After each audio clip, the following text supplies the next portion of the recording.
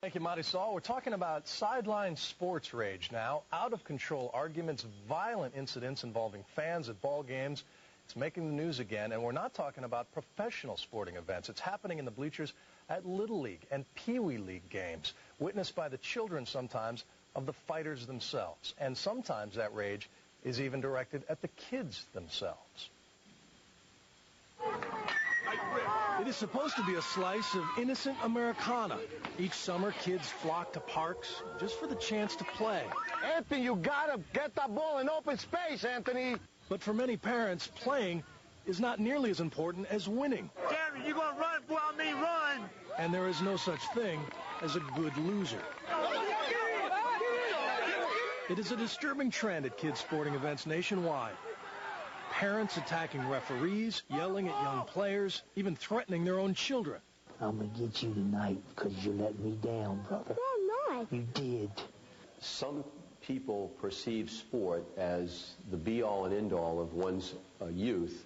And when you get into that situation, you're headed to the excess zone. Come on, Jake, you're a hitter! The moms and dads of New Bedford, Massachusetts never worried that this sort of sideline rage would corrupt their little league.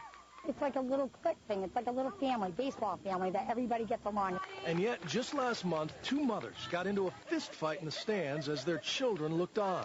All I could see was somebody came running across the field. At that point, that lady's son jumped the playing field fence and also helped his mother attack the lady.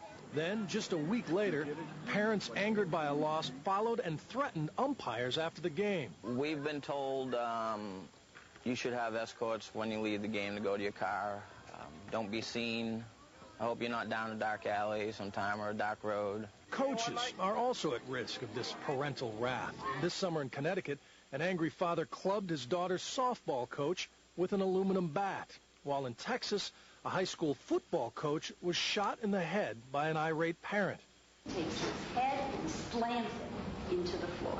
But perhaps the most high-profile incident came after a pickup hockey game in 2000, when Thomas Junta beat another father to death in front of their children. He is now serving a 6-year prison sentence. Back in New Bedford, officials decided to suspend the season for 1 week, scheduling mandatory meetings with players and their parents, hoping to prevent more tension and more violence. Parents need to control their tempers, first of all, because they're not the ones on the field. It's these children that are playing, and that's what they need to think about. It's not about them anymore.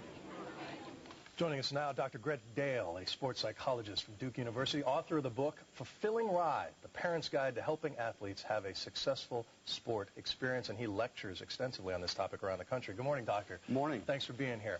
What is the mindset of these offending parents?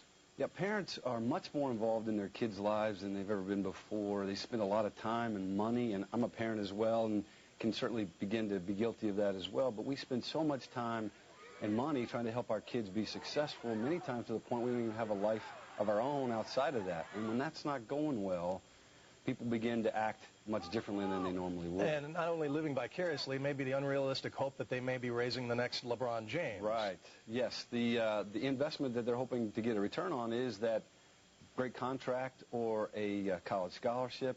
And it's clearly, the odds are very, very much against that. And they see maybe failure on the field as a reflection on them as well. Absolutely. Let's talk about tips. You've got some great practical information on how to stop this before it starts.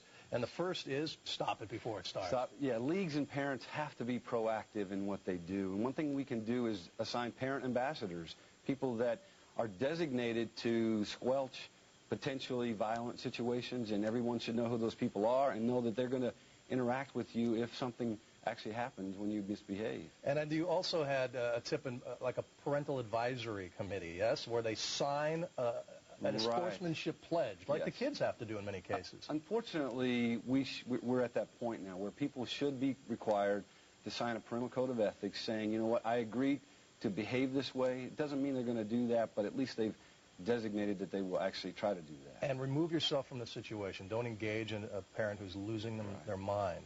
The worst thing you can do, if you're a parent and someone's talking bad about your son or daughter or yelling at the officials or something like that, the worst thing you can do is actually intervene with those people. You need to remove yourself from that situation, be above the fray, so to speak, and just allow that to take care of itself and go find somebody else who can take care of that. And explain the lollipop tip. I enjoyed that. Yeah, what parents have done in different youth sports around the country is give all the parents a lollipop.